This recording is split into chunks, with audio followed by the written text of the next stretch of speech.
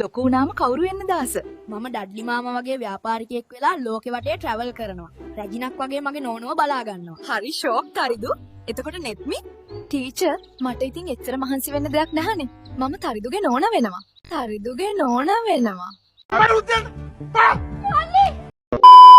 දන්නවද ඔයා කොච්චර වේගෙන් ආවද කියලා? වේගය සාපේක්ෂතාවාදී.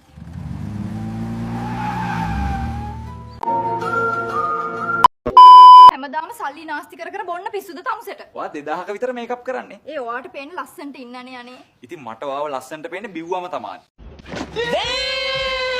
සර් මට හෙට නිවාඩුවක් ඕනේ. හෙට නම් නිවාඩු දෙන්න බෑනේ. දැන් ඒ තමුන්ට නිවාඩුවක්. කලින් ලොක්කා නිවාඩු දෙන්න බෑ කියලා මිනිහට මිටියකින් ගැහුවා. ඒකේ නඩුව හෙට. ගන්නවා අයිසේ නිවාඩුවකට 5ක්. තාත්තා කියන්න පුතේ. අම්මා. නෑ පුතේ තාත්තා. අම්මා. තාත්තා කියපන් බූරුව. කියපන් බූරුව. කවුද පුතාට නරක වචන උගන්නේ? තාත්තා.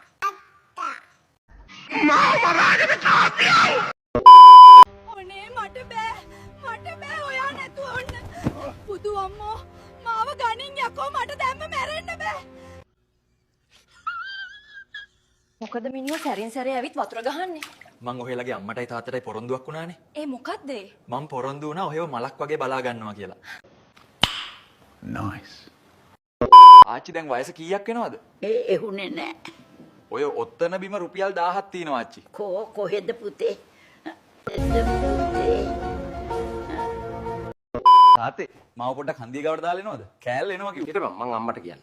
එයාගේ අම්මත් එනවා මාර ලස්සනයි තාත්තේ. හිටපන් ඇදුමත් දාගෙන ඉන්න සුටුස් ගාලා. නයිස්. කොහෙන්ද එච්චර හයියක් වල්නවා කියෝ? මොකද්ද නංගී උනේ? ෂික් විතරක් බලන්නකෝ. මූ ඉඳන් කියනවා මට කිස් එකක් දෙන්නලු. වයසට දෙයක්ෝ වැඩ. කිස් එකක් නෙවෙයි ගොංගෑනියේ. ඉල්ලුවේ 31ක්. 31ක්. මොකක්ද අනේ ඔයා ඔච්චරම කල්පනා කරන්නේ? මම මේ කල්පනා කරේ අවුරුදු 40කට කලින් අපි කොච්චර සතුටින් හිටියද කියලා. අවුරුදු 40කට කලින් අපි අඳුරන්නේවත් නෑනේ. ඒක තමයි මං කිව්වේ. මේ මහත්තයා මෙහෙට අලුත්ද? මම උන්නහේ මේ පළාතට අලුතින් පත් වුණ නගරාධිපති. මම ආවේ මෙහි හරියට වැඩ වෙනවද බලන්න. ඕක ගැන වැඩි හිතලා අවුල් ගන්න එපා පුතා. මාත් මෙහි ආපු කාලේ හිතන් හිටියේ ඔහොම බෙහෙත් ගන්නකන්. සීයේ මොකද්ද ඔයාලට ලැබිලා තියෙන නරකම ඇඩ්වයිස් එක? මැරෙනකොට මොකුත් අරන් යන්නේ නැහැ කියලා. මගේ ගාව තිබුණ ඔක්කොම වියදම් කළා. හැබැයි තාම මැරුණේ නැහැ.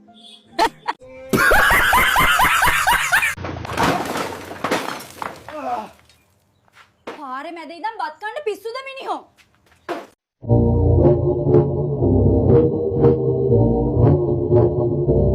කවුද ඔයාලට කතා කරේ? ඔෆිස් එකේ අලුත් කෙල්ලෙක්වත් සෙට් වුණාද? නෑ මේ ටොයෝටා කම්පැනියෙන් කතා කරේ. වාහනේ දොර වහපු සද්දේ කම්පැනියටත් ඇහිලා.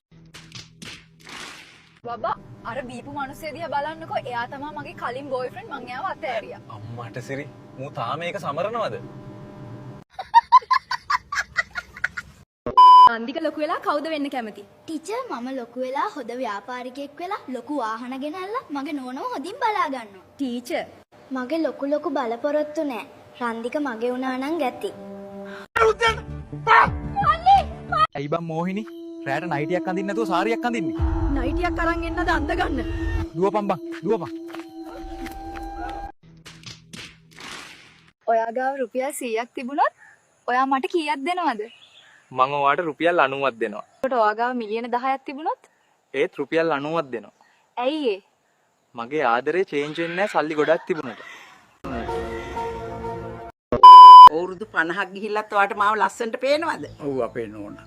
මෙහෙම කොණ්ඩෙත් ඉදිලා. ඔව් මගේ ඇස් පේනීම දුර්වලයිනේ. බබා මගේ හර්ට් බීට් එක වැඩි වෙන්න දෙයක් කියන්නකෝ. මට අද පර්ස් එක අරන් එන්න අමතක වුණා. බඳින්න කලින් ඔයාගේ ඔළුව මසාජ් කළේ කවද? කවුරුවත් නැහැ. පව් ඔයා. බඳින්න කලින් කවදාවත් මට ඔළුවේ කැක්කුමක් හැදිලා නැහැ. මට ගෑනු ළමයි 4 දෙනෙක් හැමදාම මහපාලම ගාවදී කරදර කරනවා.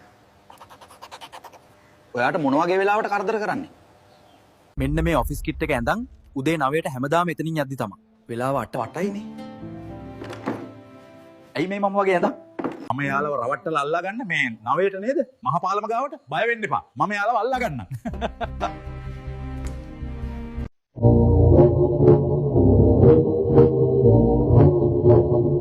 තමුස බැඳලා ළමයාකුත් ඉන්නවා කියලා ඇයි නොකිව්වේ?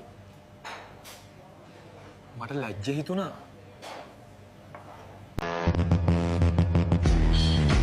ඇයි ඔයා දත් වලට කම්බි දාලා තින්නේ? දත් ටික පස්සට යවා ගන්න හලෝ. අර මක්කටේ දත් පස්සට යවන්නේ ඔහෙට පිස්සුද?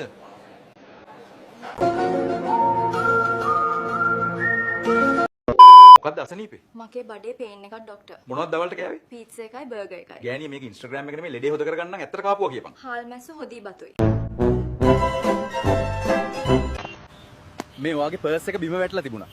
අනේ මේ මට කොල්ලෙක් ඉන්නවා. මචං වරෙන්. අද දවල් කෑම මං ගානේ.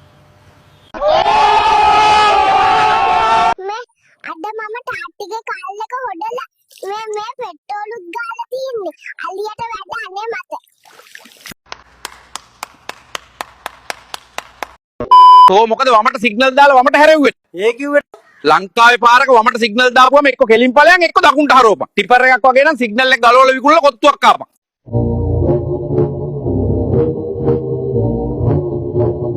අපි පොලිසියෙන් පොඩ්ඩක් එළියට එනවද පොඩ්ඩක් කතා කරන්න. ඔතන පොලිසිය කීයක් ඉන්නවද? දෙන්නයි. ඉතින් උඹලා කතා කරහන්කෝ. මාව කණ්ඩ හදන්නේ.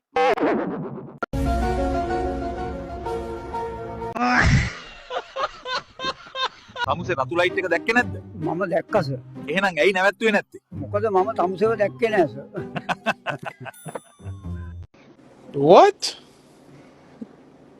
කෙල්ල කොල්ලන්ට ලොකු ලයින් දුන්නම මෙහෙම වෙනවා.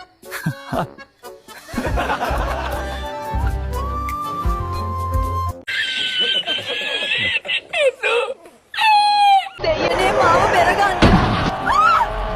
කෙල්ලේ ඩ්‍රයිව් කරන්න ඉගෙන ගන්න. මට හැම වෙලාවෙම මේක කරන්න බෑ.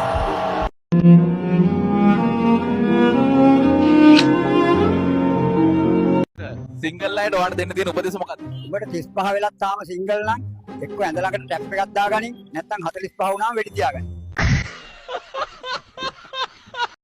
අමුසේ බීලානේ මේ බැලුම පුම්බනවා බලන්න. නෑ සර්. ඒ වුණත් හැමදාම අහන නිසා අද ගෙදරින් පුම්බලාම ගෙනාවා සර්. නයිස්.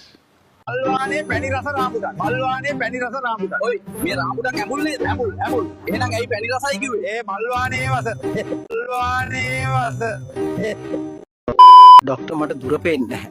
ඔයාට ඉර පායලා තියෙනවා පේනවද? ඔව් සර්. එහෙනම් පෙනීම ගැටලුවක් නැහැ. කාටවත් ඉරට වඩා දුර තාම පේන්නේ නැහැ. සර් රජය විසින් අලුතින් පනවලා තියෙන නීතිය මොකද්ද?